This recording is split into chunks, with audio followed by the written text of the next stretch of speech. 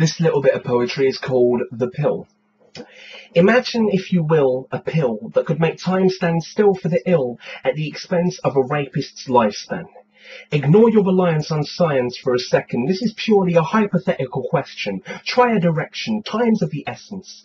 Imagine that this unlikely suggestion is the only way to preserve a person's livelihood. Reckon you'd sacrifice the guy or girl whose world thinks they deserve no less than a painful death based on actions that they may regret? Or maybe they don't. Maybe they're okay with the way that they groped and broke a person's spirit. Maybe they didn't, and people just say that they did it.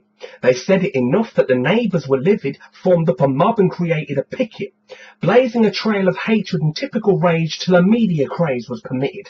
The individual denies allegations, but 9 of these stations are gaining from this. If it dies, then it's back to the regular news. That never will do for the ratings, now will it?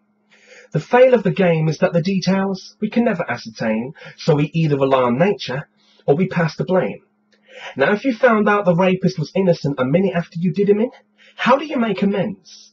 How do you explain to friends and family members what you decided to take from them? The other person admittedly suffered worse, and yet now you know that that person's condition will never worsen. You've still murdered on a whim. Do you consider that person they could have been and the burden that it'll bring? And with that in mind, do you take the pill? Thank you.